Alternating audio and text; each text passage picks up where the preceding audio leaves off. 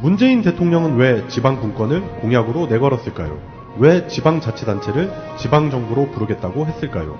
그것은 바로 복지국가를 만들기 위해서입니다. 실질적인 복지는 확실한 지방분권이 됐을 때 가능합니다. 지방자치의 원래 목적이 복지국가 건설입니다. 지방선거가 실시되기도 전인 1987년에 만들어진 우리 헌법에는 형식적인 지방자치가 단 몇 줄로 명시되어 있을 뿐입니다. 복지를 반대하는 세력들은 그 형식적인 내용을 악용하여 지방자치 제도를 흔들어 왔습니다. 올 6월 지방선거에는 지방분권이 확실하게 명시된 개헌이 이루어져야 합니다. 그것이 복지국가로 가는 가장 빠른 길입니다. 전국자치분권 개헌추진본부 서울구청장 협의회. 꼭 알아야 할 어제의 뉴스. 현송월 단장이 이끄는 북한 예술단은 다음 달 6일 경의선 육로로 내려와 강릉으로 이동합니다. 이틀 뒤인 8일 강릉 아트센터에서 평창올림픽 개막의 전야제 형식으로 첫 공연을 펼칩니다. 이후 서울로 이동해 11일 남산국립극장에서 한 차례 더 공연을 열고 이튿날 북한으로 돌아갈 예정입니다. 공연 레퍼토리는 양측이 협의 중인 것으로 알려졌는데 우리 가요와 민요, 북한의 계몽기 가요, 세계 명곡 등이 무대에 오를 전망입니다. 또 체육관이 아닌 전문 공연장을 선택하면서 관현악을 포함한 다양한 장르의 공연도 가능할 것으로 보입니다. 보수 야권의 우려와 달리 북한 체제 선전이나 정치적인 내용은 일체 포함되지 않고 남북이 모두 공감하는 음악 위주란 게 정부의 설명입니다. 문재인 대통령이 공연을 직접 관람할 가능성도 있습니다. 청와대 관계자는 아직 확정되진 않았지만 문 대통령이 서울 공연 관람을 검토 중이라며 이 경우 여야 정치권을 초청할 것이라고 말했습니다. 아베 총리는 평창 개회식 참석 명분으로 이웃잔치를 내걸었습니다. 同じアジアで開催される平昌オリンピックの開幕式に行き、そしてまた選手団を激励したいと考えています。 문재인 대통령과 회담하겠다면서도 위안부 합의 문제에 불편한 기색을 노골적으로 드러냈습니다. 日韓の慰安婦合意について日本の立場をしっかりと伝えていきたいと。 극우 성향 산케이 신문과의 인터뷰에서는 한수를 덧떠 일본 대사관 앞 소녀상 철거를 요구하겠다고 말했습니다. 남북 대화도 탐탁치 않게 생각하는 기미를 보였습니다. 대북 압력 강화 방침이 흔들려서는 안 된다면서 북한에 대한 인도적 지원에도 반대 의사를 표시했습니다. 아베 총리는 위안부 합의에 대한 한국 정부의 추가 요구 방침에 불만을 표시하면서 2달 가까이 평창에 안 갈 것처럼 연막을 피워왔습니다. 그러다 최근 일본 국내 여론이 참석하라는 쪽으로 기울고 유력 언론들이 대승적 자세를 촉구하자 슬그머니 방향을 바꾼 것입니다. 하지만 위안부 합의 문제를 거론하겠다고 공언하면서 올림픽 개회식 축하가 아니라 악화된 국내 여론을 달래기 위해 마지못해 평창을 찾는다는 인상을 남겼습니다. 검찰은 어제 김윤숙 전 국정원 1차장을 참고인 신분으로 비공개 소환 조사했습니다. 원세훈 원장 시절인 2009년 2월부터 해외 정보 업무를 총괄했던 인물로 2011년 5월에 주 유엔 대표부 대사로 자리를 옮겼습니다. 검찰이 김 전 차장을 부른 건 해외 공작금 용도로 배정된 특수활동비에서 추가로 수상한 흐름을 포착했기 때문입니다. 검찰은 원 전 원장이 2011년 말 미국 스탠퍼드대에 보낸 걸로 알려진 200만 달러 역시 해외 공작금으로 의심해 수사를 벌여왔습니다. 검찰은 김 전 차장을 상대로 원 전 원장의 지시로 빼돌린 특수활동비가 더 있는지 등을 캐물은 것으로 알려졌습니다. 박근혜 정부에서는 국정원장 몫에 집중됐던 특수활동비 유용 의혹에 대한 검찰 수사가 이명박 정부에서는 실무 파트까지 확대된 겁니다.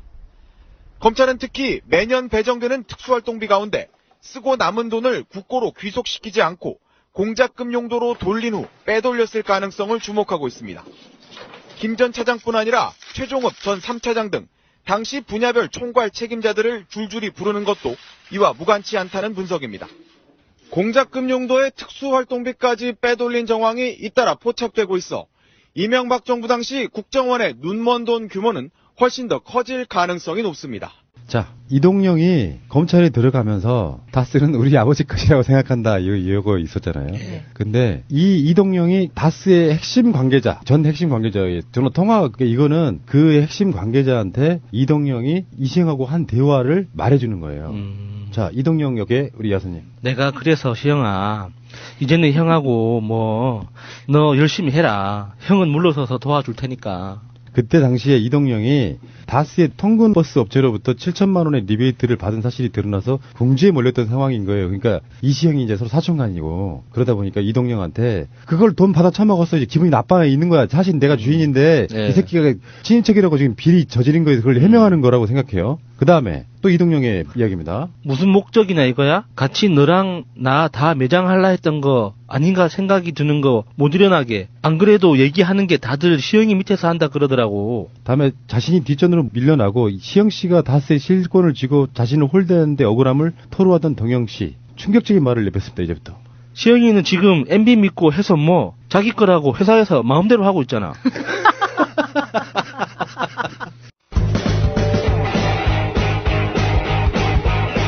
제도로서의 민주주의가 흔들리고 구타는 일은 이제 없습니다. 민주주의가 밥이고 밥이 민주주의가 되어야 합니다. 그래놓고 이 자식이 검찰에 들어갈 때는 다스는 우리 아버지 것이라고 생각한대잖아. 사이가 좋을 수가 없지. 그럴 수밖에 없어. 바지 사장의 아들은 아무리 집안에서는 이상은 형님의 아들이라고 하지만 큰 집인데 돈 많이 갖고 있는 실소유주의 아들이 힘이 셀 수밖에 없지. 진짜 주인이 누군지는 뻔히 아니까 어쩔 수 없는 거죠. 그리고요, 또 있습니다. 강경호 다스 사장이 이 전 대통령과의 대화를 전해준 이런 내용인데요. 자기도 MB한테 얘기 들었다. 감을 잡았다. 옷을 벗어야 될 것 같다. 근데 내가 언제 벗어야 될지 모르겠지만 시영이도 사장 앉혀놓고 자기가 뒤에서 봐주면 되지 않겠냐 하고. 다 나오네. 그러니까 세상에 비밀은 없어요. 다스는 이명박 거예요. 근데 이동영네는 아직도 만약에 이동영네가 이상은 가족이 MB를 배신하게 되면 어떻게 될까요? 난 배신했으면 좋겠어요. 왜냐면 서류상으로는 사실이 이상한 거니까. 그렇죠. 동영아 잘 생각해라. 니들이 다스를 먹을 수 있는 진짜 중요한 기회다. 상속세 50% 내도 절반이면은 작은 돈 아니야. 잘 생각해봐. 그런데 또 조금 위험한 게 그리 시도하면 바로 번개탄 먹죠. 생각해봐요. 그 국세청에서 보호해주지 않겠어요? 이 세금으로 받을 돈이 수조 원인데 그 납세자를 보호해야지 국세청 차원에서. 대한민국 입장에서는 세금도 받아야 되지만 추징금도 받아야 되기 때문에 이것은 이상은 씨나 이동영 씨를 보호해야 됩니다. 연탄가스 먹지 않게.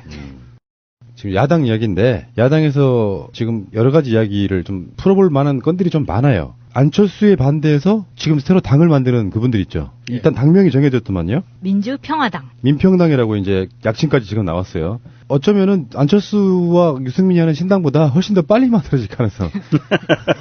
민주평화당이라고 이름을 지은 게 사실은 이제 그러지 말았으면 사실은 했어요, 속으로.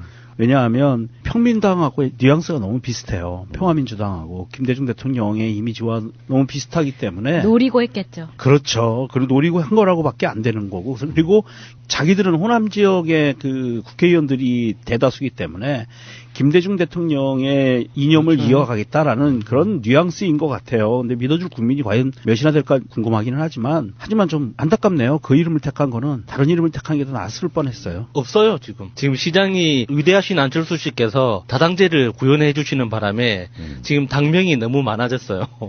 그래서 지금 남아있는 틈새 시장이 거의 없죠, 이제. 그래서 예전 거를 가져다 쓸 수밖에 없는 척박한 환경이에요. 그러니까 그 야당이 좀 그런 측면이 있어요. 사실은 민주당이라는 이름을 계속 고수하면 되는 문제였는데 그 사이에 심지어 민주통합당도 있었고 통합민주당도 있었어. 대통합민주신당도 있었어.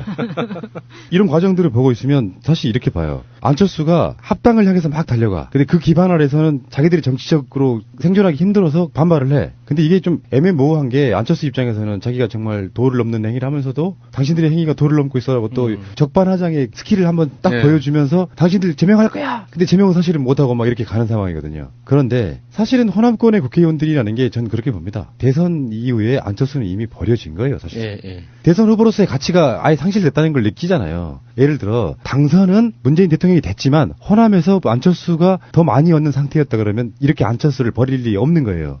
그러니까 호남권 입장에서는 대선 주자랍시고 안철수가 탈당에 나오면서 우르르 따라 나와가지고 일단 총선까지는 성공했는데 그 이후에 대선 지나고 보니까 안철수가 얻은 득표율이 호남에서도 말이 안 돼. 문재인 대통령보다 네. 반도 안 나와. 쓸모가 사실 사라진 상태에서 그래도 차기라도 볼 수 있다고 하면 어쩔까 했는데 재보궐 조작 사건도 나왔고 등등등 쭉 가다가 안철수가 이제 심지어 어떤 이런 쪽 세력과의 어떤 확장이 아니고 보수 세력과의 확장을 도모하기 시작하니까 속으로는 아예 잘 됐단 거예요. 안철수가 이런 거 있잖아. 이 여자가 싫어져가지고 이혼하려고 네. 마음을 잔뜩 먹고 있는데 이 여자가 알아서 서방질 해준 거야.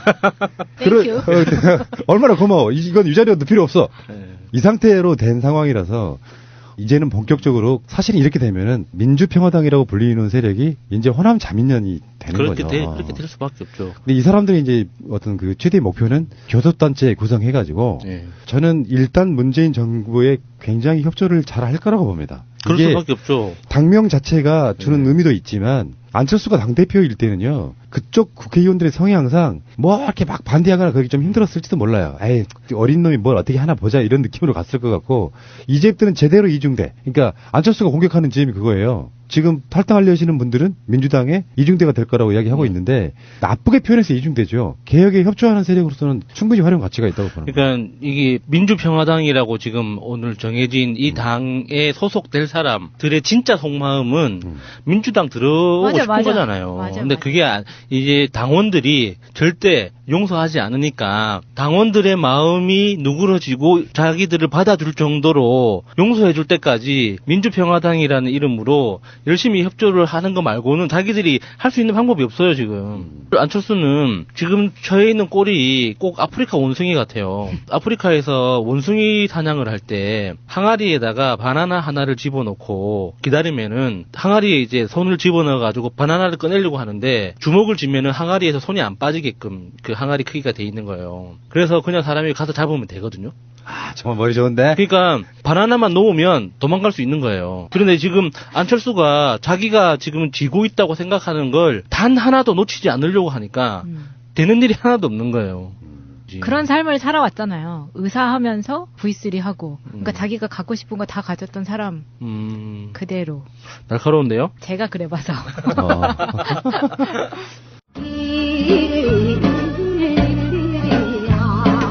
제가 MB의 아바타입니까? 아니면 아니라고 본인이 해명하십시오. BBK라는 투자 자문회사를 설립을 하고 여러분 이거 다 거짓말하는 걸 아시죠?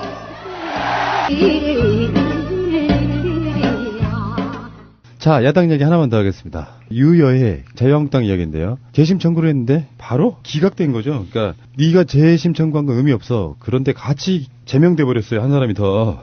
그러니까 유해가 재심해서 제명의 어떤 거를 벗겨보려고 했는데 유해의 유일한 측근 정준길 이 사람도 과거 전력으로 돌아가 보면 굉장히 이상한 짓거리 많이 했는데 이 사람이 제명되면서 그 기자회견하는데 이 사람이 들고 있는 라이언 인형은 또 무슨 의미냐고. 진짜 카카오에서 고발해야 됩니다. 카카오 이거. 주식 떨어져요. 진짜 짜증납니다. 아니 우리 조카가 이 라이언 얼마나 좋아하는데 이제 끔찍한 캐릭터가 돼버렸어요. 유해를 도와가지고 여러 가지 막말이랄까 홍준표에게 약간 좀 무엄하다는 느낄 만큼의 표현을 많이 쓴 사람인데 바로 제명돼 버렸어요. 그 유여회의 페북에서 자유한국당에서 대선기간 홍준표를 위하여 밥도 안 먹고 논평을 몇백 개 쓰고 고발까지 당했던 정준길 빼고 대선기간 홍준표와 자유한국당을 욕하며 안철수를 비호하던 키즈 강현재 받고 바른정당 철새둥지로 변하더니 이젠 국민의당 키즈까지 입양. 홍 대표는 참 넉넉한 마음의 소유자예요. 본인을 도왔던 동지에게는 시베리아인데 어찌 자신을 욕하던 사람들에게는 훈풍이네요. 홍 대표님, 당신을 위해 정준길 변호사가 밥도 안 먹어가며 논평 쓴 거 아시나요? 본인의 생업도 포기하고. 이 사람 변호사였어요? 그런 거 같네요. 근데 그 유여회가 항상 그런 난장을 부리고 할 때마다 꼭 옆에서 저는 처음에 보좌관인 줄 알았어요. 그러게요. 네. 근데 알고 보니까 이 정준길 변호사였다고 하더라고요. 전 대변인이네요? 심지어. 심지어 대변인이고, 최고위원 대변인, 이 둘이서 아주 팀을 잘 먹었네요. 아니, 법조인들이 왜 그런데요? 그 유여회도, 그러니까 법학 박사잖아요. 그것도 심지어 독일의 최고 명문이라고 하더라고요. 예나대학교? 예, 거기가. 류예가 유럽에서는 법학 쪽으로는 굉장히 유명한 권위 있는 대학이라고. 근데 거기에서 박사학위를 받았을 정도면 기본적으로 법적 관념은 있을 텐데 그렇게 똑똑한 사람들이 왜 이렇게 멍청한 짓을 하는 건지 이게 상관없는 건가 봐요, 진짜. 이게 대한민국 공부하는 능력하고 교육 시스템의 문제라고 보시면 돼요. 대한민국에서 법관을 양성하는 것 자체가 인성과는 전혀 상관없어요. 인성시험 안 보나요? 삼성도 보는데. 안 봅니다. 그냥 그 외워서. 시험은 적성 아닌가요? 완전히 외워서 시험 보는 게 사법고시였어요. 1차는 객관식으로 외워서 찍었고 2차는 논술식하고 3차는 면접이에요. 면접 보면서 뭐 그 사람들의 출신 성분도 보고 말도 시켜보고 뭐 이런 거 하는 거거든요. 인성검사는 전혀 없어요. 이 사람이 과연 법관으로서의 소양이 있는가 자질이 있는가 이런 거 따지지 않았어요, 우리나라는. 그러니까 이런 쓰레기 같은 사람들이 이 법을 전공했던 거예요. 그러니까 과거 시험처럼 시를 쓰게 해야 됩니다. 야, 시. 네, 시를 써서 시를 바탕으로 토론을 하게 해야지 거기에 이제 자기의 학식과 능력과 인성이 다 드러나잖아요. 근데 이게 객관식으로 찍고 굉장히 이게 객관적으로 보이는 척하는 그 논술들. 그렇죠. 사실만 나열하는 사람 냄새가 하나도 배어있지 않은 이런 거 중심으로 점수를 매기니까 이런 이상한 또라이들이 변호사라는 이름으로 법학 박사라는 이름으로 이런 미친 짓을 하고 다니는 것 같아요. 그런데요, 재밌는 거는 유여애가 홍준표를 인권위 진정을 넣었어요. 아니 그 사람들은 인권이라는 게 기구가 있다는 거 알기는 했네요. 그러게. 이럴 때만 이용하고 나쁜 놈들. 그래서 내용들을 보면은 저와 몇 분의 당원이 함께 홍준표 대표를 인권위에 진정했다. 헌법이 보장하는 인간의 존엄권, 행복 추구권, 인격권, 평등권 등을 침해했다는 이유다. 인권위가 홍 대표의 인권 침해 행위를 공정하고 신속하게 조사하겠지요? 관심을 갖고 지켜봐 주시기 바랍니다. 했어요.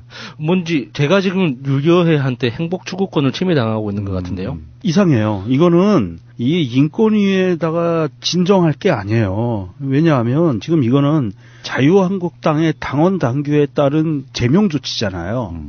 이거를 갖고 인권위에다가 헌법이 보장하는 인간의 존엄권, 행복 추구권, 인격권, 평등권 전혀 상관없거든요, 그쪽하고. 여기 이제 어떤 식의 느낌이 있냐면은 박근혜가 왜 세계 MH 그룹 그 느낌이 지금 들어서 그러니까 지금 어떻게 이렇게 똑같은 사람들끼리 모여 있었지? 여기 보면은 그 유여의 말 중에 진짜 박치는 게 이거야. 지금 그 국장들 그 라인이 있잖아요. 네. 나경원이 이제 유해에게 뺏긴 자리 되찾고자 국토회복 이런 거고 야당에 유해급의 국장이 하나 있었어요. 바로 강현재죠. 그러니까 홍준표와 한국당을 욕하며 안철수를 비유하던 키즈 강현재는 바꿔 당이 바른정당 철새 둥지로 변신하더니 이제 국민의당 키즈까지 입양했다.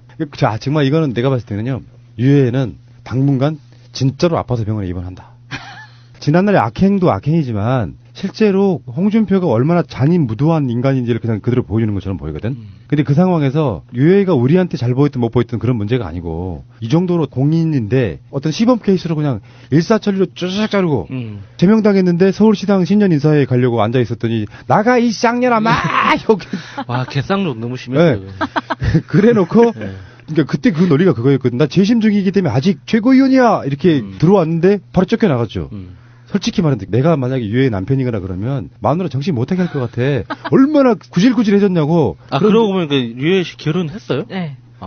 근데 그리고 나서 희한하네. 네가 원하는 재심 열어주지. 재심 뭐 의미 없어. 가까야. 그리고 너 도왔던 정준길이도 제명 이렇게 해버리면은 야 이거는 뭐 우리가 나중에 옛날에 뭐 총살시켰다는 김정일이나 김정을 욕할 수 있어? 이게 정말 이 정치가 아니에요 이거는. 최소한의 어떤 절차적 그 타당성이라도 좀 지키는 척이라도 해야 될 거 아니에요. 그래서 제가 류여해 씨가 불쌍하다는 말 끝에 무슨 말씀을 드리냐면 류여해 씨가 정말 대한민국 헌법에서 보장하는 이런 인권이 자유한국당이 나를 이렇게 침해했어라고 진정을 할 그 정도의 각오가 있다면 차라리 청와대 청원 게시판에 올리세요. 자유한국당 해산을 시켜주세요라고. 이 민주주의 헌정 질서를 위반하는 아주 심각한 나쁜 정당입니다라고 해서 그것을 내부에 있는 자료들을 꼬박꼬박 달아서 증거로 삼아서 청원 게시판에 올려주고 그러면 한 20만 넘잖아요. 그러면 정부에서 다 폐기되잖아. 그러니까 그렇게 자유한국당을 망하게 하는 방법으로 하시라. 이게 오히려 류여해 씨 앞으로 정치 인생에 그나마도 한 줄기 빛이 될 수도 있다. 그런 말씀을 좀 드리고 싶어요. 근데 국민의당에서 여론조사를 했어요. 그것도 이제 주류. 안철수 쪽의 주류, 정확히 말하면 국민의당의 싱크탱크, 민주당에는 민주연구원이 있다면 거기에는 국민정책연구원이 있습니다. 여기에서 여론조사를 했는데 한국갤럽에 의뢰해서 했다 그러는데 이거는 믿지는 마세요. 왜냐면 의뢰한 정당이 의뢰를 해서 결과가 이 사람들 유리하게 나올 수밖에 없는 거야. 질문지를 그렇게 줄 거니까. 네. 그렇죠. 어떤 방법으로 또. 근데 여기 보면은 정당 통합 인식조사라는 걸 했는데 통합 신당 지지율은 16.4%. 두 당의 단순 합산보다 4.1%. 그러니까 시너지가 있다는 거고요. 여기 조사를 했어도 민주당은 45% 나왔고요. 자유한국당은 13.5% 이렇게 나왔거든요. 많이 나왔네요. 지금 그러니까 어떤 조작적인 뭐랄까 유리하게 어떤 조건을 예를 들어서 뭐 새로운 보수의 뭐 중도의 뭐 대화합 어떤 식으로든 간에 새로운 정치라는 어떤 개념을 걸고 여론조사를 해서 지금 16.4%가 나왔는데 결론적으로 자유한국당보다 높게 나왔다는 게 일단 포인트고요. 호남에서 지지율이 15.3%여서 현재 지지율보다 6.5%나 상승했다 뭐 이렇게 설명을 하는데 이건 전적으로 믿으실 필요는 없고요. 의미도 별로 없고요. 아 정말 어이가 없네요. 그러니까 여론조사를 통해서 뭔가 여론을 조작하는 건 다 똑같습니다. MB나 이런 사람들 똑같아요. 그래서 이게 국민적 여론이 우리한테 있다는 걸 막 자꾸 강조를 해줘야 돼. 이건 믿을 필요가 없고 만약 이게 사실이라고 하면 또 재밌어지는 부분도 있어요. 사실은. 근데 안철수 미워하려고 보니까 홍준표를 살려주네. 아 잘됐다 차라리. 아 홍준표를 잡아주네. 그렇지. 그러니까 홍준표 자유한국당 이러면 또 발끈할 거고. 아하. 그러면서 지금 그 이야기 끝에 무언 얘기가 나왔냐면은 유승민이 자유한국당을 깨기 위해서라도 난 TK에 올인할 거다 이렇게 얘기했어요. 맞아요. 최근에. 네, 홍준표한테 칼을 들이밀었어요. 그러니까 홍준표의 지역 기반 유일하게 믿고 있는 지역 기반을 나는 결사항전으로 거기를 우리가 가져오겠다 이렇게 이야기를 하는 거면 홍준표하고 이제는 그 홍준표, 유승민, 안철수, 안유대, 홍 이 두 싸움을 좀 재밌게 보면서 즐기는 방법이 있는 거예요. 홍준표가 아무리 딴지 걸고 뭐 평양 올림픽이라고 하고 문재인 대통령 지지를 끌어내려고 해봐야 결국에는 이 두 팀이 이전 투구할 수밖에 없어요. 왜? 거대한 챔피언 민주당이 지키고 있는 상태에서는 2인자가 돼야 민주당 싫어하는 사람들 표라도 지들이 갖고 가지. 그런 면에서 보면 굉장히 재밌는 싸움이 될 것 같습니다. 도대체 설문지 문항을 어떻게 짰길래 이렇게 결과가 나왔는지 상당히 궁금하네요. 그 직전까지만 해도 보통 통상적으로 리얼미터라든지 이런 데서 조사할 때 보면 자유당 9% 뭐 이렇게 나왔었잖아요. 자유한국당 9%대 나머지 당 말할 것도 없고 그랬는데도 불구하고 이번 조사에서는 자유한국당이 10몇 %가 올라갔다는 게 굉장히 좀 의미하는 바가 큰 것 같아요. 어떻게 문항을 짰는지 상당히 궁금합니다. 근데 마지막으로 이런 얘기 하나 드려보고 싶어요. 홍준표가 이야기했잖아요. 여론조사 못 믿겠다고. 다 조작이라고 하죠. 근데 그 말을 다시 좀 비약시키잖아요. 그러면 대선 결과도 못 믿는다는 소리밖에 안 되는 거예요. 홍준표가 대선 때 몇 프로 얻었는디? 그리고 대선이 끝나고 나서 그 표가 그대로 오나? 샤이 같은 걸 자기들도 이야기하고 있으면 지금 나오는 여론조사들이 방법에 따라 약간씩 다르겠지만 그 인기인 건 내가 보기에 크게 틀리지 않습니다. 그러니까 대선 때 나온 게 그 전에도 홍준표는 여론조사가 잘못됐다 조작이라고 계속 이야기를 해왔거든요. 대선 전에도. 근데 대선 때 그만큼 얻었잖아요. 그러면 대충 그 정도의 지지를 갖고 있는 거라고 보면 돼요. 그래서 지금 그 후로 홍준표가 더 잘했거나 더 못했거나에 따라서 등락이 있겠죠. 물론 샤이도 있을 거고 홍준표나 자유한국당을 지지하지만 지지한다고 말을 못하는 사람이 있을 거란 말이죠. 부끄러워서. 그런 것들이 포함되면 지금 여론조사가 크게 틀리지는 않았을 거다라고 보는 거거든요. 그러니까 홍준표가 하는 말은 뭐 실제로는 자기 당의 지지율이 한 50%가 넘는데 문재인 대통령이나 여당의 지지율은 20%도 안 된다. 이런 식으로 이야기를 하고 싶은 거예요. 이 새끼는.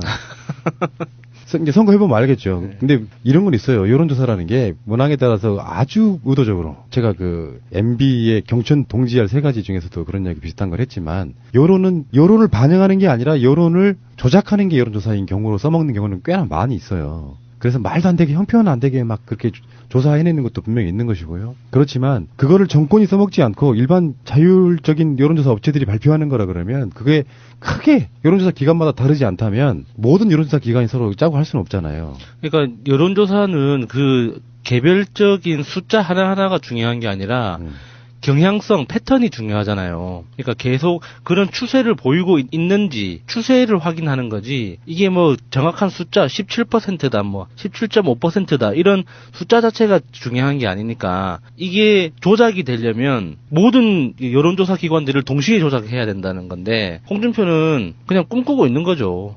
그냥 그렇게 됐으면 좋겠다. 지금 이게 현실이 아니었으면 좋겠다는 거지.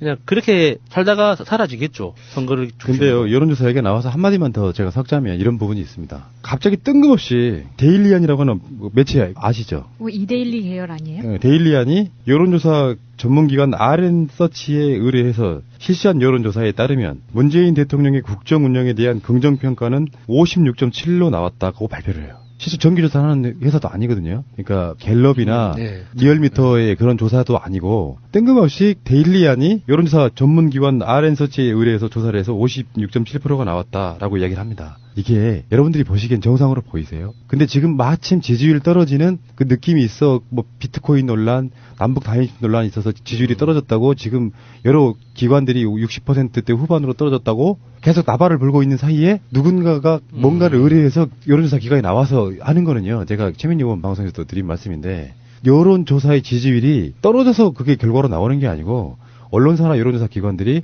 떨어지는 추세를 하고 계속 부채질을 해서 문재인 대통령 지지자들을 지지 표시를 못하게 만드는 방식으로 지지율을 떨어뜨려요. 그래서 지금 50%대가 나왔다고 막 지금 설레발을 치고 있는데 이건 의도를 봐야 돼요. 이 사람들이 왜 이 시점에서 이런 식의 여론조사 결과를 떡하니 낼까 하는 부분. 지금 문재인 대통령 지지율 사수하는데 목숨 걸어야 돼요. 저는 우리 방송의 모토 중에 하나가 그거잖아요. 지지율 안 떨어지게 하는 거. 지지율 떨어지면 언론사들이 일제히 등을 대고 돌아섭니다. 그래서 공격만 해야 돼요. 그럼 그게 악순환이 돼갖고 더 지지율을 떨어뜨리는 요소가 되는 거죠. 안 됩니다. 절대 안 되고요. 지금 데일리안이 어떤 의도를 갖고 이런 조사를 했는지도 한번 궁금해서 한번 말씀드려봤습니다. 굉장히 질문도 편파적으로 했을 텐데 생각보다 55%? 그 정도로 높이 나와서 의외로 당황했을 것 같다는 생각이 드네요.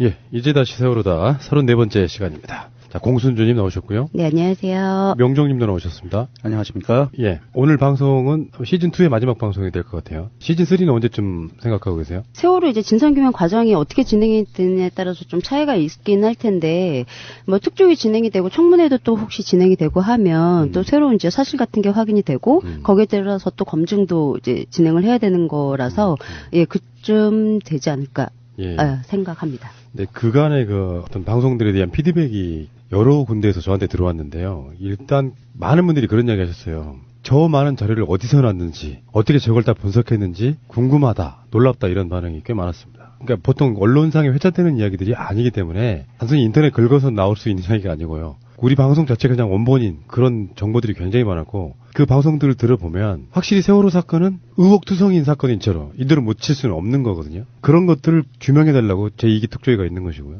자, 어쨌건 시즌2 34번째 방송은 시즌2의 마지막 방송이 될 것 같고요. 자, 그 전에 4.16 재단이 지금 만들어지고 있거든요. 그래서 얼마 전에 4.16 연대 박내군 대표하고 영석 아빠 오병환님 나오셔서 그런저런 이야기를 해주셨는데 4.16 재단이라고 하는 우리나라에서 아마 제가 봤을 때 민간인들이 어떤 만드는 어떤 형태의 재단으로는 아마 가장 큰 규모와 의미를 담은 뭐 그런 재단이 될 것 같은데요. 이게 좀 성공적으로 출범을 해가지고 세월호 사건의 의미도 담고 또 나중에 이제 이게 주체가 되면요. 세월호 사건을 폄하하거나 모욕 주거나 이런 어떤 사람들에 대한 법적인 문제 같은 것도 훨씬 더 수월하게 진행이 될 거다 이렇게 보고 여기 보면은 그 기억위원이라는 게 있어요. 그래서 지금 세월호 참사 가족들은 이미 한 가족당 500만 원씩의 출연금을 내기로 결의를 했고요. 그 다음에 조금 더 늘어났겠습니다만 150분 가까운 그런 분들이 지금 입금까지 맞춰놓은 그런 상태입니다. 거기다가 이제 저번 인터뷰를 해보니까 박근혜 정권 때 국민 성금 남겨둔 거 있죠. 재단 만들겠다고. 그것도 아마 이 재단에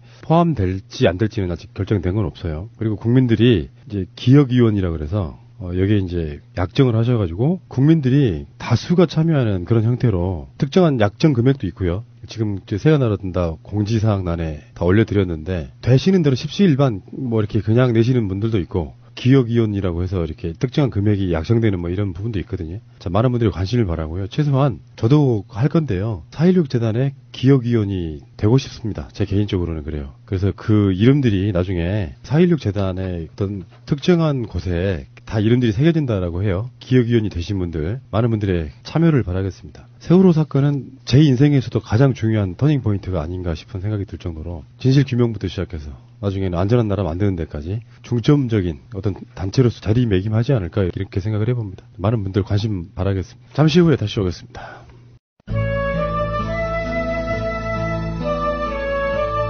기억을 지우려는 자들에게 맞서는 우리의 엄마들, 이분들에게 힘이 됩시다.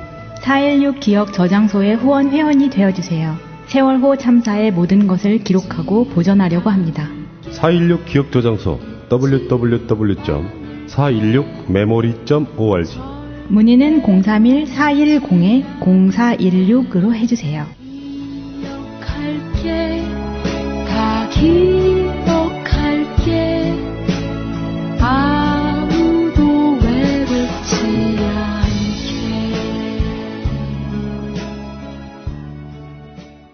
나중에 제가 떳떳하게 제 아들을 만날 때 엄마가 열심히 했다고 하려고 저는 기억조장소에서 열심히 할 것이고 하고 있습니다.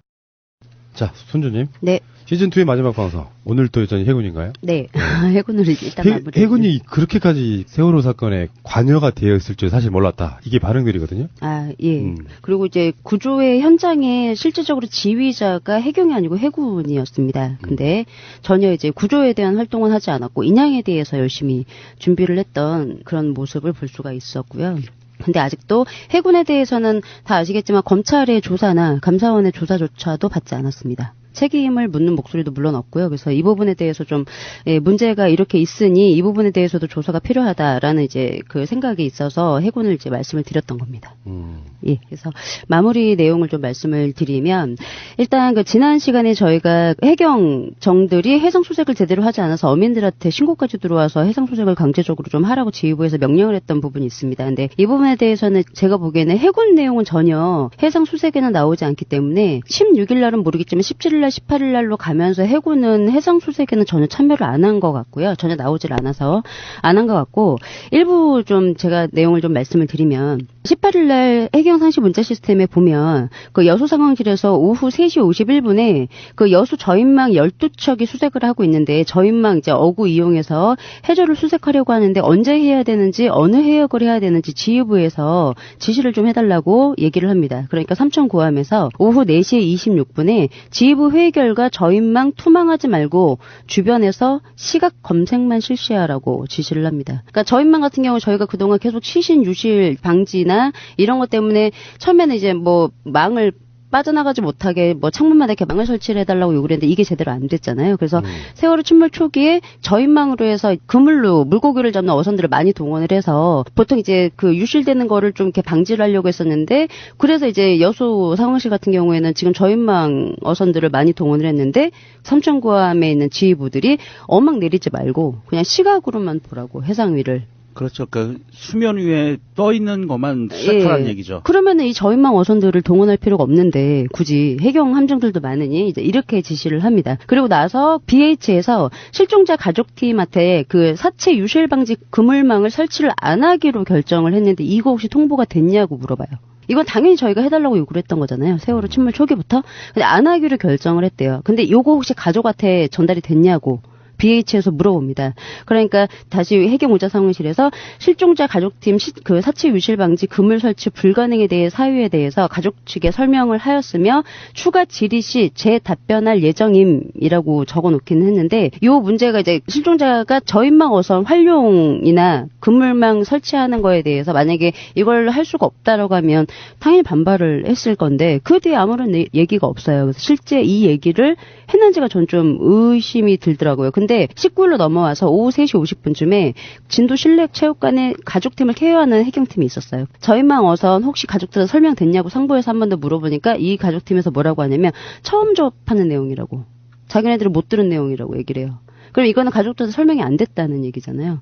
저인망이나 아니면 그물망 같은 거 설치가 안 됐다는 얘기는 전혀 설명이 안 된 내용인데 더 웃긴 게 삼천구함에서 그래요. 그물망 설치는 인양 과정 중에 일부이고 현재는 수색 구조를 위한 잠수 작업이 진행 중이므로 실종자 가족에게 그 사항을 전달하지 않은 사항입니다라고 얘기를 해요. 아니 그러면 그물망 설치는 수색을 계속하더라도 배가 크기 때문에 당연히 설치를 해야 되는 거잖아요. 근데 이거는 인양 과정, 인양 작업 중에 하나래요. 그래서 설치를 안 하는 거래요. 인양 과정이 아니라 지금 수색하는 거니까. 근데 문제는 18일날 이제 그 오후 25분쯤에 해수면 아래로 세월호 선수가 가라앉으면서 배가 옆으로 전도가 되죠. 그러면서 18일부터 시신들이 계속 부유가 돼요. 해상 위로. 그래서 그때부터 이제 18일, 19일, 20일날 이제 걸쳐서 계속 시신이 부유가 돼서 해경 함정들이 해상을 이제 돌면서 계속 이제 건지는데 요렇게 이제 유실 방지가 지금 안 돼 있는 상태에서 18, 19일, 20일, 21일 그래서 21일쯤에 문자 상황 시스템 내용을 하나를 좀 말씀을 드리면 중앙구조본부에서 이제 오후 9시 31분이에요. 앞에서 보내준 자료 중에, 그러니까 시신을 건지면은 본청으로 이제 보고를 하는데, 앞에서 보내준 자료 중에 10구는 바지 인근 표류 사체인데, 선체 내부에서 인양한 것으로 할 것인지, 아니면 표류 사체로 처리할 것인지 확인 바람. 이런 개새끼들이. 이라고 물어봐요. 그러니까 삼천구함에서 선체 내부 인양한 것. 수신이라고 얘기를 해줘요. 그러니까 중앙구조본부에서 수신 완료라고 얘기를 합니다. 그러니까 요렇게 이제 표류된 시신들이 계속 있는데 이거 방금 말씀드렸던 것처럼 21시 오후 9시 저녁이에요. 그 바지산 근처에서 이제 시신이 떴어요. 10구가. 10구가 떴는데 이제 문제는 요게 10구가 떠서 10구가 거기에 있는 건지 아니면 10몇 구가 떠서 나머지는 유실되고 10구가 남아있는지는 모르는 거예요. 해경들도 모르는 거죠. 그래서 요런 이제 뭐 어망이나 이런 게 필요했던 건데 이걸 지금 전혀 안 하고 있는 상태에서 10구를 발견을 했어요. 그러니까 이거를 선내에서 가지고 온 거라고 얘기를 할까 아니면 그냥 떠 있는 거 건졌다고 얘기를 할까 그걸 상부한테 물어보는 거예요. 그러니까 나쁜 놈들이네요. 네, 그러니까 상부에서 선체에서 꺼낸 거라고 얘기하라고. 그놈들은 더 나쁜 놈들이고요. 지시한 거예요. 그래서 6월달 돼서도 굉장히 멀리에 있었던 시신 한 구를 또 인양을 한 게 있었어요. 수습한 게. 그래서 전혀 유실 방지가 세월호 초기에는 되지 않았다. 그래서 부청수 선생님도 배 밖에서 이제 6월 수습이 됐잖아요. 이렇게 했다. 유실 방지 자체를 아예 하지 않았다. 왜 그물망 설치는 인양 과정 중에 하나라서. 이렇게 이제 메시지가 있어서 잠깐 읽어드렸고요. 해군 관련돼서 좀 말씀을 드리면 그때 이제 세월호 침몰 초기에 제가 마지막으로 전 시간에 말씀을 드렸던 게 선체 선박 인양에 대해서 이제 굉장히 열심히 준비를 했다고 말씀을 드렸어요. 그러니까 세월호 침몰 되고 나서 이제 그 선박 인양 관련돼서 해군이 검토한 내용을 쭉 보면 해군과 해양과학기술원의 이제 그 수발신 공문 내용을 좀 보면 해군 본부에서 해양수산부랑 그리고 한국해양과학기술원장한테 세월호 선체 외부 촬영을 위해서 크래프터 그 수중 로봇이 있어요. 촬영할 수 있는. 그 크래프터를 요청을 해서 요게 20날 공문이 발송이 되고 다시 4월 20날 해양수산부가 해군본부로 세월호 촬영을 위한 수중 로봇 지원 계획을 통보를 하게 됩니다. 근데 이거는 다 아시겠지만 구조 활동이 아니고 세월호 선체가 어떻게 놓여져 있는지 그래서 이제 인양 계획을 짜야 되기 때문에 그 부분에 대해서 서로 이제 공문을 주고받은 걸로 이제 확인이 되고요. 그 다음에 해군이 외부 기관의 협조 요청해서 또 전문가들 또 수중 인양 톤수를 추정할 수 있고 선체 구조 안전성, 선체 구조 안정성이나 뭐 위험 요소 인양했을 때 위험 요소 같은 거 민간 전문가 자문을 받기 위해서 전문가들을 요청을 했고 그 해군본부에서 해양수산부 쪽으로 침몰 선체에 대한 수중 촬영으로 소나 100m 반경 물체 탐지나 그 개처럼 생긴 거 있어요. 크랩스터. 제가 방금 말씀드렸지만 그 지질에 대해서 조사를 해야 되니까 사료 채취도 하고 그 소나로 해가지고 선체를 이제 탐험할 수 있도록 요거에 대해서 이제 총 3회 이제 수중 촬영을 했대요. 4월 23일날, 24일날, 5월 9일날 했으나 상체 분량으로 구조 자료 활용은 불가라고 적어놨는데 구조 자료가 아니고 요거는 인양 활용을 하려고 했는데 촬영을 제대로 이제 못했다고 적혀져 있는 게 있어서 이제 말씀을 드리는 거고요. 그래서 24일날 최종적으로 자문회의를 이제 대대적으로 5시간에 걸쳐서 합니다. 그 전에 해경 그 인양자문회에도 해군은 사고 5일째부터 4월 20일날, 22일날 해경이 주관하는 세월호 선체 이제 인양 자문회의에도 직접 해군이 참석을 했었고 9월 24일날은 삼함대에서 5시간에 걸친 마라톤 회의를 진행을 하면서 인양 통수 추정이나 크레인 사용, 인양 방법 그리고 인양 시 위험 요소 식별 같은 거에 대해서 전체적으로 아주 자세히 논의를 했다는 거죠. 근데 이 부분에서 저희가 한 가지 좀 체크를 해야 될 게 우리가 그동안 언딘을 세월호 침몰 현장에 데리고 온 이유가 해경이 언디나티 인양권을 줘서 또는 돈을 벌게 해주려고 이렇게 데리고 왔다. 독점권을 부여를 해서 다른 민간 업체도 들어오지 못하게 독점권을 부여를 했다라고 그동안 얘기를 했어요. 근데 지금 해군이 하는 일도 역시 인양을 위해서 지금 전문가도 섭외를 하고 국가의 로봇 국가 세금으로 만든 국가의 자원도 동원을 하면서 지금 그 인양 회의를 굉장히 꼼꼼하게 하고 있죠. 근데 해군도 지금 언디를 열심히 돕고 있어요. 단순히 이게 해군이 그냥 김윤상 사장, 언딘을 알아서 아니면 해양구조협회의 간부여서 아니면 그냥 아는 민간 업체여서 돈을 벌게 해주려고 그냥 뭐 세월호에 대한 인양권을 독점으로 밀어주기 위해서 혜택을 준 거다라고 얘기할 수가 없죠. 이렇게 보면. 굉장히 조직적인 거죠. 그렇죠. 예. 해군까지 이렇게 개입을 해서 언제를 이렇게 푸시를 해줬으면 이거는 그냥 해군의 혜택 그냥 이런 차원이 아니라는 거예요. 그거는 좀 우리가 알아야 될 것 같아서 설명을 좀 드렸고요. 우리가 그동안 세월호 침몰 초기에 또 하나 문제가 됐던 게 리프트백이 해군에서 했던 게 리프트백이 문제가 좀 됐었어요. 왜냐하면 처음에는 부력으로 해서 세월호 이제 더 이상 가라앉지 않게 잡아놓으려고 했었는데 리프트백을 설치했는데 얘가 그냥 부력도 못하고 그냥 바다 옆에 누워 있었잖아요. 원래 제대로 설치가 되어 있으면 세워져 있어야 되는데 그냥 설치를 했음에도 불구하고 별 효과가 없어서 많이 이제 논란이 됐었어요. 그래서 이 부분에 대해서 이제 국정조사에서 김광진 의원이 이제 그 리프트백 설치가 있는데 이게 원래는 24개의 설치를 이제 할 예정이었어요. 그래서 총 885톤 해군의 부력이 발생이 돼서 선수를 좀 잡아놓으려고 했었거든요, 해군에서. 근데 요게 이제 전혀 효과가 없었어요. 근데 이 부분에 대해서 몇 개를 띄우려고 했냐고. 그러니까 해군 301 방어전대장 김진왕한테 그렇게 말한 적 없다고, 자기네들은.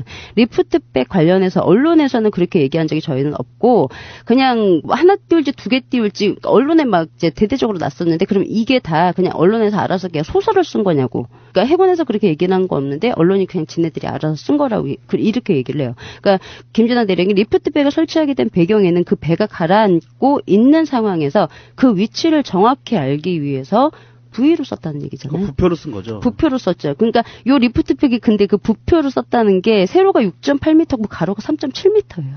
이 크게 두 개를 부표를 쓰려고 매달았다는 얘기잖아요. 부위를 쓰려고. 그랬지 우리는 부력 얘기를 한 적이 없다고. 김진왕 대령이 얘기를 합니다. 근데 MBC 사장이 이제 바뀌고 나서 인터뷰했던 내용이 뉴스가 다 없었어요. 근데 갑자기 MBC 사장이 바뀌고 나서 뉴스가 뜨더라고요. 그래서 예, 그래서 18일 날 MBC 뉴스랑 해군 중령 임명수가 이제 인터뷰를 한 내용이 있어요. 이거 원래 이제 안 보였던 뉴스였어요. 갑자기 지금 확인이 된 건데 뭐라고 인터뷰를 하냐면 특수 재질로 되어 있습니다. 고무 같은 거기에다가 공기를 집어넣는 것입니다.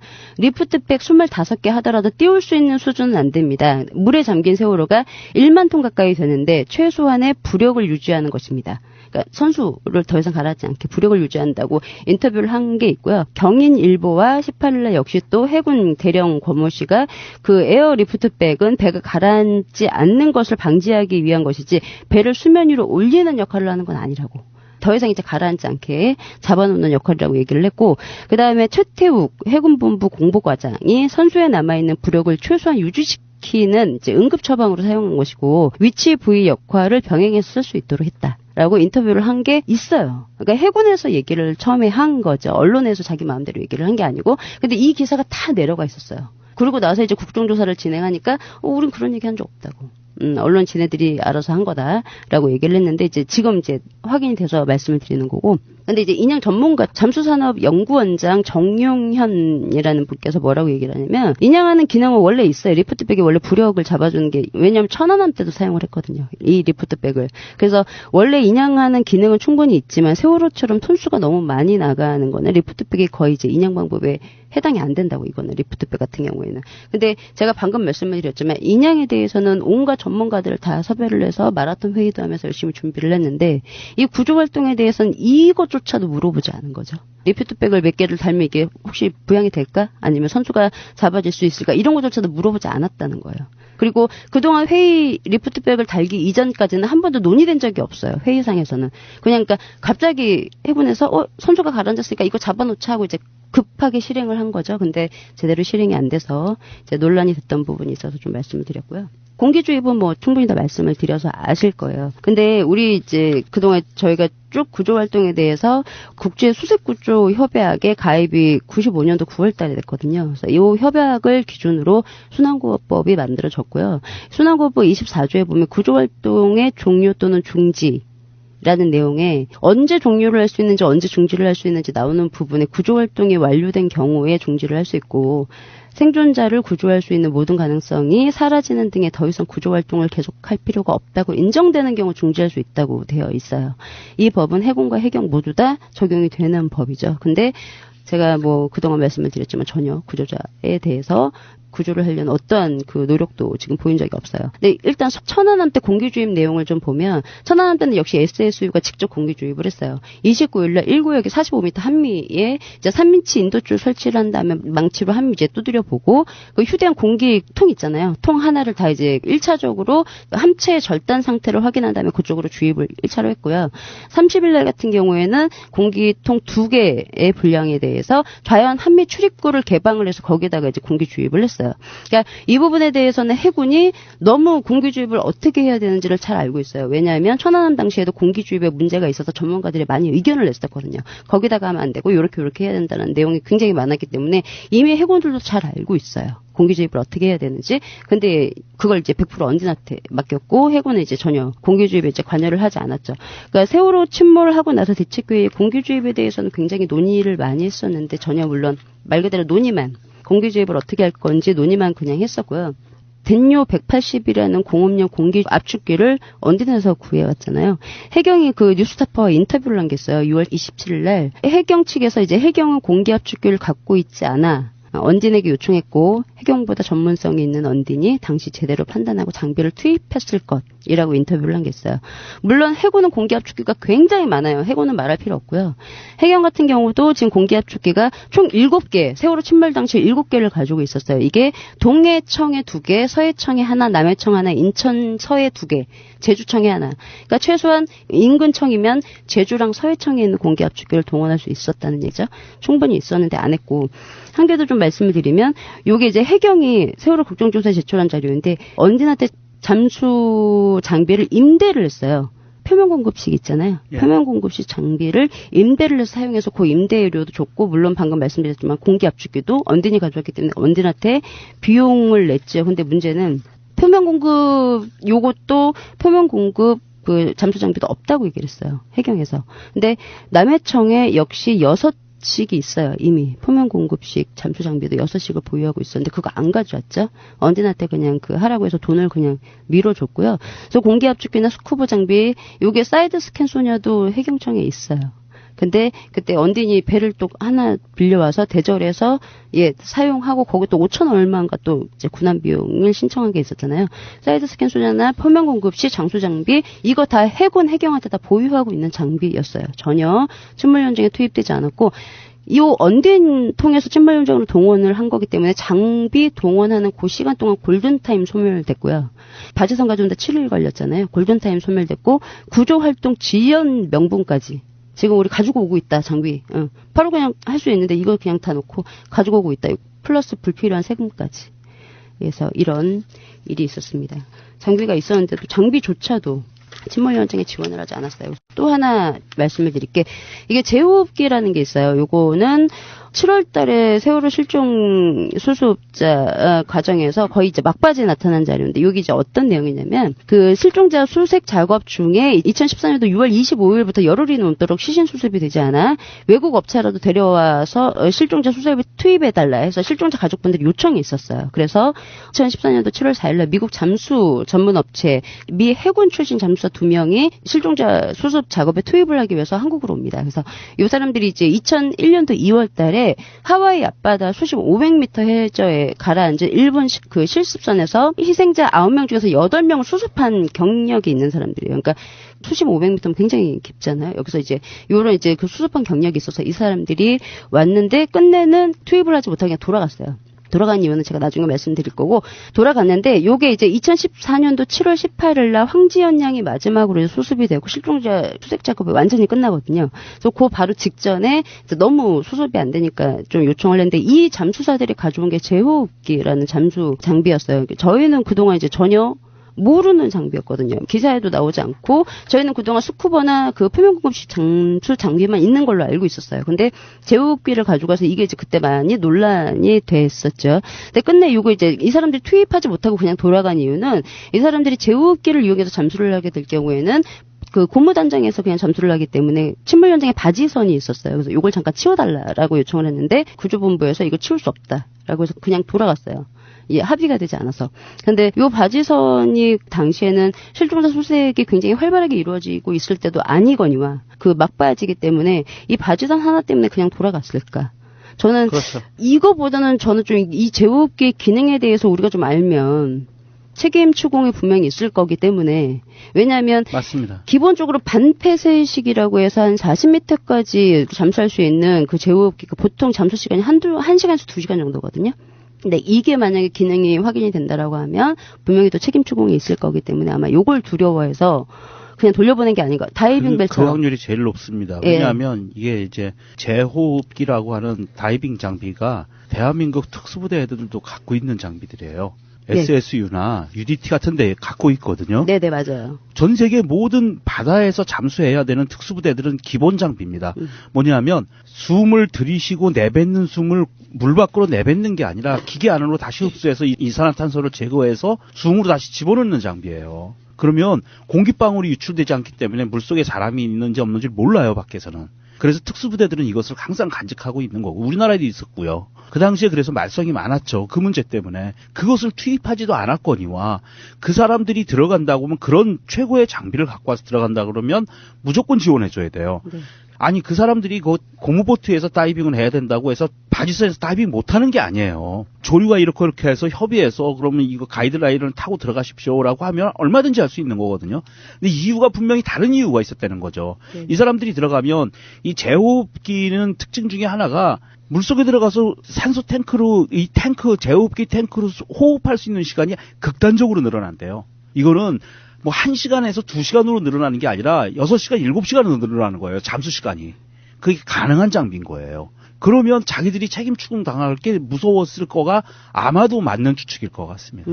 예. 그러니까 요 제호흡기 기능이 이제 잠수를 할 수 있는 기간은 제호흡기 중에서 이제 종류가 있는데 일단 공기방울이 배출이 되지 않거나 최소화되기 때문에 굉장히 조용하고요. 그래서 기체를 재활용하기 때문에 적은 양의 기체로도 장시간 다이빙이 가능하고 이제 산소 부분압이 높은 기체를 사용하기 때문에 감압병, 잠수사분들 그것 때문에 지금 고생하시잖아요. 예. 감압병 예방이 되고 다이빙 후에 피로도 경감 그리고 질소 마취 등의 이제 그런 부작용이 현저히 낮아요. 요게. 예. 그래서 무감압 한계의 시간이라고 해서 감압이 필요한 그 수심이 얼마든지 연장이 가능해서 이제 그 잠수가 가능하고 다이버의 안전성을 많이 향상을 시키는 잠수법이고 그다음에 반폐쇄식 같은 경우에는 제가 방금 말씀을 드렸지만 40m 수중에 한계가 있는데 여기에서는 그 1시간에서 2시간이지만 완전 폐쇄식이라는 게 있어요. 요게는 수심 150m 그리고 500m까지 방금 이 잠수사들이 했던 것처럼 500m 이상으로 더 잠수를 할 수가 있고 잠수 시간도 2시간, 4시간, 6시간으로 해서 충분히 연장을 할 수가 있는 굉장히 잠수를 오래 할 수 있는 그렇죠. 세월호 침몰 초기에 반드시 우리한테 필요했던 잠수 장비였다는 거죠. 명룡님께서 얘기하셨던 것처럼 우리 특수여단 1사단, 2사단, 6사단, 해병수색대, UDT, SSU 다 90년도 이전부터 사용했던 장비들이고요. 해경 같은 경우에도 역시 보유를 하고 있었어요. 당시에 그 모델명이 그 영국제 이볼루션이라고 해서 대테러 용도라고 해서 4기가 역시 표면공급식처럼 남해청에 있었는데 사용하지 않았고요. 중앙 119 같은 경우에도 9개 정도를 보유를 하고 있었는데 중앙 119 인터뷰를 좀 이제 세월호 침몰 후에 인터뷰 내용을 좀 들어보니까 가져왔는데 해경이 못 쓰겠다라고 해서 그냥 가지고 갔다는 얘기죠. 침몰 현장에 실제적으로 이제 지휘를 하는 해경이 있기 때문에 해경의 허락 없이는 들고 갈 수가 없었다라고요. 소방방재청에 이제 한 직원이 인터뷰를 한 내용이 있었고요. 근데 요 부분을 보면 이제 뭐 제호흡기 관련돼서 전혀 모르고 있다가 이 미국 잠수사들이 서울로 오면서부터 논란이 됐었어요. 이 사람들이 들고 온 게 제호흡기다. 그래서 어떻게 이런 장비가 어디 있었냐 찾아보니 해경도 가지고 있고 군도 잔뜩 가지고 있고 이제 이래서 더 이제 논란이 됐었는데 요게 제호흡기 사용하지 않은 이유에 대해서 이제 소방방재청 같은 경우에 세월호 침몰 초기 현장에 이제 가져왔으나 빠른 유속 및 한정된 시야 때문에 활용에 부적합하고 무리하게 활용할 경우 잠수사의 생명에 위협을 할 수 있어서 철수를 했다고 얘기를 했고 빠른 유속하고 한정된 시야. 제가 텔로 사진 보내드렸어요. 네. 초록색 잠수하는 거 보이시죠? 그게 제호흡기 착용하고 경기소방본부에서 강에서 실제 이제 훈련하는 모습이거든요. 시야가 보이나요? 시야 전혀 안 보이죠. 그런 어두운 강에서 여기 뭐라고 써있냐면 강 잠수훈련 사진 그 밑에 설명이 뭐라고 써있냐면 시야가 좋은 바다는 그나마 조금 낫지만 시야가 없다는 표현이 적합한 강이나 댐 등의 내수면에서는 그런 어려움이 몇 배 증가한다고 하면서 써놓은 게 그 사진이에요. 아니 이게 잠수하시는 분들의 좋은 장비를 이렇게 제호흡기라든지 수트라든지 이런 좋은 장비들을 지급하는 이유가 가혹한 환경에서 잠수를 해야 되기 때문에 지급하는 거예요. 네. 근데 유속이 빨라서 한정된 시야 때문에 근데 그것 때문에 평소에 보면은 훈련 잘합니다. 그렇죠. 거의 안 보이는 시야에 들어가서도 제호흡기 뭐 훈련 잘 하고요. 해경 같은 경우에는 처음에 훈련용이라서 쓰지 못했다고 얘기를 했어요. 그 제호흡기를 그러다가 말이 바뀌어서 침투용이라서 쓸 수가 없다고. 그리고 그래서 국정조사에 5월 8일에 제출한 장비는 침몰 선박의 출입구가 협소하고 선체에 왔다 갔다 하는 게 불편해서 쓰지를 못했다고 제가 사진 보내드렸죠. 에볼루션 그게 이제 본체의 모양이고 착용한 모양이에요. 굉장히 슬림해요. 공기통보다 더 작아요. 그래요. 산소통 2개, 예, 더블 탱크 메고 들어가는 것보다 훨씬 더 작고요. 그것 때문에 뭐 들어가지 못한다. 이거는 정말 말이 안 돼요. 근데 이거를 제가 보면서 무슨 생각이 들었냐면 그 헬멧을 전체적으로 쓰고 있는 게 아니고 마우스피스를 끼고 들어가는 거기 때문에 물살이 강하면 예를 들어서 이게 뭐 마우스피스가 날아간다거나 그럴 수는 있어요. 그런 위험은 있죠. 근데 저희가 지금 이거를 제가 보면서 계속 머리에 빙빙 돌았던 게 뭐냐면 다이빙벨에 이 사람들 제복을 끼고 내려서 선수 안으로 집어넣었으면 최소 6시간 수색이 가능했다는 얘기예요. 그렇죠. 예. 예, 최소 수색이 얼마든지 가능했던 거죠. 공기통처럼 들어가면 10분 올라오고 15분 올라오고 이게 아니고 그렇죠. 그리고 그 표면공급식처럼 선에 뭐 걸려서 어디가 뭐 꺾어지면서 잠수사가 위험해서가 그렇죠. 아니고 예. 자유롭게 다닐 수 있는 장비예요. 이게 군에서 아까 얘기했듯이 침투용 적진 한가운데 침투하기 위한 용도로 많이 쓰거든요. 가혹한 환경에서 쓰는 거예요. 그러니까 그 인터넷상에 검색을 해보면 어떤 사람은 잠수부 모집한다고 갔다. 근데 허탕치고 돌아왔다. 근데 왜 그 현장에서 제호흡기를 안 쓰는지 모르겠다 하는 글도 많고요. 미국에서 온 뭐 잠수 전문가들이 그냥 돌아간 이유가 아까 말씀하신 것처럼 유속이 너무 빨라서라고. 근데 우리가 지지난주 계속 이야기했잖아요. 천안함보다 훨씬 유속이 안 빠른 곳인데 그 핑계로 이렇게 다시 돌려보냈다는 거 아니에요. 다시 어떤 결론을 맺으면 외부의 누군가는 들어가면 안 되는 상황밖에 더 돼요. 그 설명하면 그거잖아요. 네. 그러니까 장비가 없지 않았다는 거죠. 우리가 그동안 스쿠버 장비, 뭐 물살이 세서 너무 상황이 안 좋아서 우리 10분밖에 있을 수 없다. 내려가도 잠수 작업 시간이 15분밖에 없었다. 이 얘기가 안 한 거 말고는 이유가 되지 않는다고 구조 작업을 안 한 거 말고는 이유가 되지 않는다고 생각하고 특히 그 현장에 있었던 그 수백 명의 UDT와 SS 유는 도대체 어떻게 된 겁니까? 진짜 너무 분노스럽고요. 이걸 딱 보는데. 그래서 다이빙벨 유속이 강한 것 때문에 문제가 됐었다라고 하면 다이빙벨을 이용하면 정말 오랜 시간 잠수를 해서 구조 작업을 충분히 할 수 있는 시간이 됐을 거다. 그래서 세월호 침몰 초기에 선수 잡아놓고 다이빙벨 내려서 그 안에 이제 그 제호흡기 착용시킨 잠수사들 같이 내려보내서 했으면 충분히 더 수색이 더 빨리 진행이 됐을 수 있을 거라고 생각을 하고요. 실제 상업용으로 다이빙벨에서 요구 장비를 많이 사용을 한다네요. 네. 그러니까 아는 사람들은 다 알고 있었던 거죠. 해경도 그렇고 해경도로 다 입을 그냥 다물고 있었던 것뿐이고요.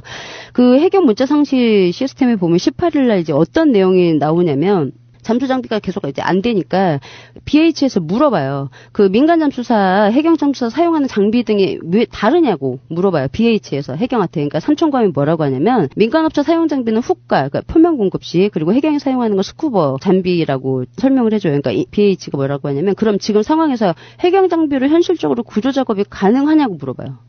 해경이 가지고 있는 장비로 구조작업 니네 할 수 있겠어? 라고 물어보니까 삼천검에서 뭐라고 하냐면 해양경찰 특수구조단에서 보유하고 있는 현 장비로는 가능하나 구조대에서 운영 중인 스쿠버 장비는 제한적이라고. 그러면 이 특구단이 가지고 있는 게 이거거든요. 제호흡기랑 표면공급식 장비 이걸 지금 가지고 있으니까 얘네들 장비로는 가능한데 구조대가 가지고 있는 스쿠버로는 좀 힘들다고. 근데 그 뒤로 그러면 왜 특구단에는 장비 투입 안 하냐고 빨리 투입하라고 이런 지시가 없어요. 그냥 요대로 끝. 이렇게 설명하는 게 끝이에요. 그러니까 얘네들도 알고 있었다는 이상하네. 거죠. 특구단이 가지고 있는 장비로는 구종이 가능하다고 얘네들도 알고 있어요. 이렇게 얘기를 해요. 장비로 가능하다고. 이렇게 얘기를 하는 부분이 있는데 이 이후로는 더 이상 뭐 거기에 대해서 논의된 게 없다는 내용을 좀 말씀을 드리고요. 전체적으로 이제 구조 활동을 충분히 장비도 있었고 하는데 이렇게 이제 진행이 됐어요. 그래서 침몰 현장에 군에 대해서 탐색구조본부가 이제 설치가 되는데 이게 이제 재난 및 안전관리기본법 57조에 보면 국방부 장관이 선박 조난사고 발생이 되게 되면 군 지원을 신속하게 할 수 있도록 이제 설치를 해라라고 얘기를 했는데 문제는 이 탐색구조본부가 해군에서 말한 자료는 세월호 침몰하고 9시 36분쯤에 이제 만들어졌다고 했으나 지시 문건이 17일까지 전혀 한 장도 없었다라는 게 이제 국정조사에서도 지적이 됐었어요. 그래서 탐색본부가 제대로 이제 있었느냐, 왜 지시 문건이 한 건도 없느냐 이제 이런 부분에 대해서 질타가 있었는데 물론 전혀 이제 활동한 게 그닥 뭐 없어서 제가 보기에는 탐색구조본부가 제대로 설치가 되어 있었는지도 솔직히 좀 의심이 되긴 하는데 일단 세월호 참사 당시 탐색구조 그 단장으로 임명된 사람이 김판규 그 인사참모 부장이에요. 소장인데 이 사람이 천안함 침몰 사건 특수 여단장으로서 수색 작업을 지휘했던 사람이에요. 천안함 때 SSU가 어떻게 구조 활동을 했었는지 너무 이 사람이 지휘를 했었다고요. 그렇죠. 근데 세월호 현장에서는 그렇게 대응을 했던 거고요. 해군의 이제 수색 작전을 지휘했던 김진왕 대령 같은 경우에는 천안함 한미 인양 작업을 주도했던 사람이었으니까 천안함 때 SSU가 어떻게 활동을 하고 어떻게 대응을 했는지 너무 잘 알고 있는 사람이 세월호 침몰 현장에서도 지휘를 했었다는 얘기죠. 근데 너무 아무것도 안 했고, 근데 실제적으로 현장에서 17일부터는 이제 현장 중심의 효율적인 구조 활동 지원을 위해서 국방부는 재난대책본부와 탐색구조본부를 통합 운영하였고, 현장 구조본부와 효율적인 협력과 지원을 위해서 아래와 같이 현장 구조지원본부를 구성하였음이라고 했는데, 그 현장 지원 구성이 국방부 장관 바로 밑에 현장 구조지원본부 가로 열고 해군 참모총장이라고 적혀져 있고, 황기철 참모총장이 세월호 침몰 현장에서 육해공을 전체적으로 지휘하는 총지휘자를 이제 맡았죠. 17일부터.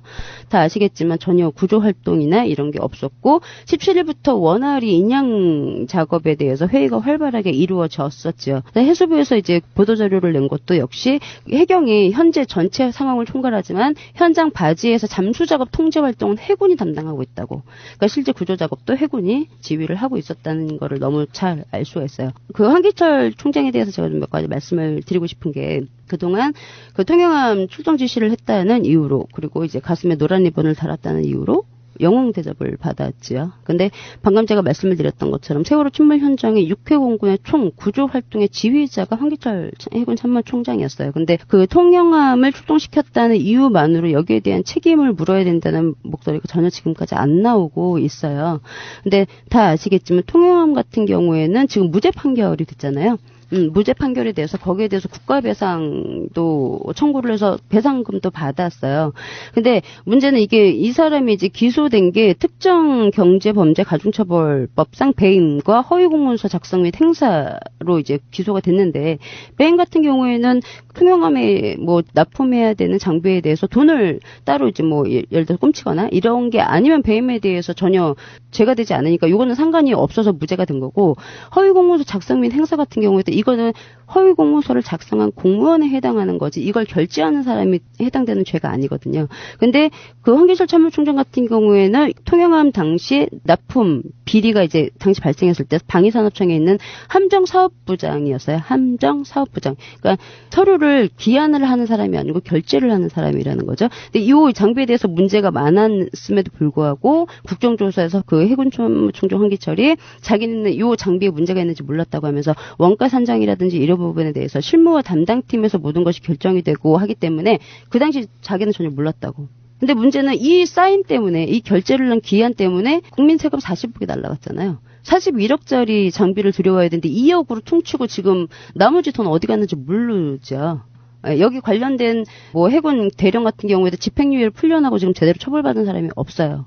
그러면 이 부분은 기소 제목, 검찰에 있는 기소 제목이 잘못돼서 무죄를 받은 것뿐이지 통영함 납품 비리 관련돼서 상관이 없는 인물이 아니어서 무죄를 받은 게 아니거든요. 분명히 결제를 했기 때문에 40억에 대한 국민 혈세가 날아간 부분에 대한 책임이 있어요.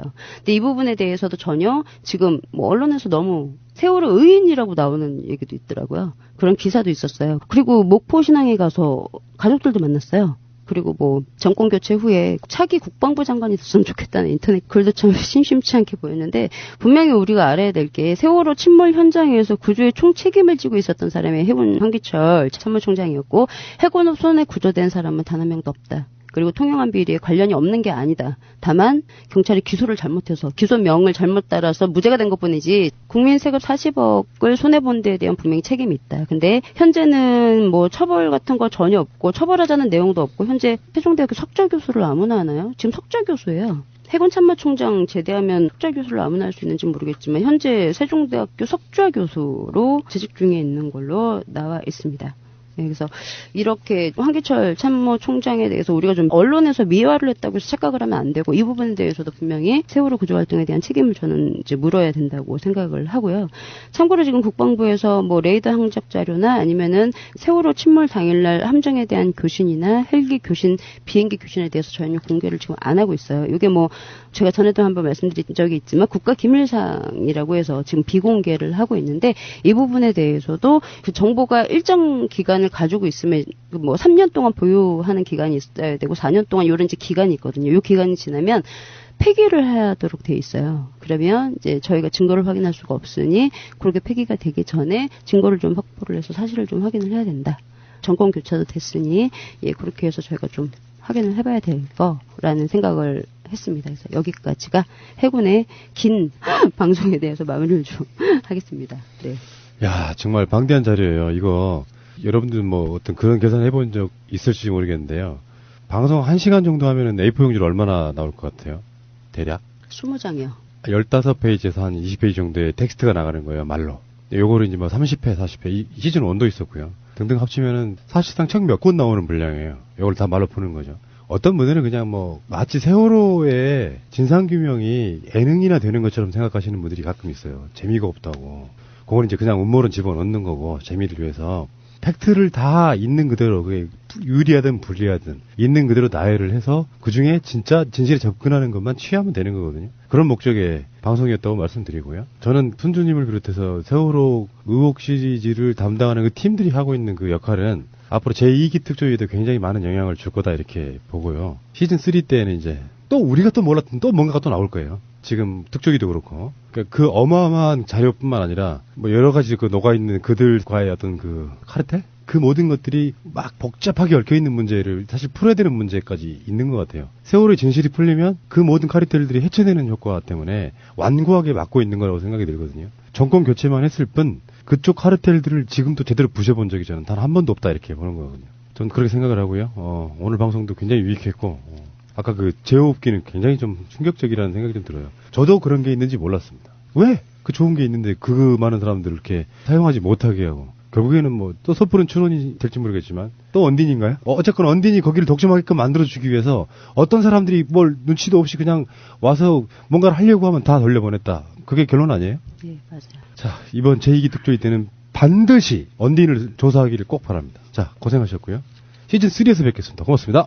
감사합니다.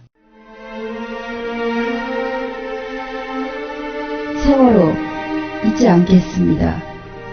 이제부터 시작입니다.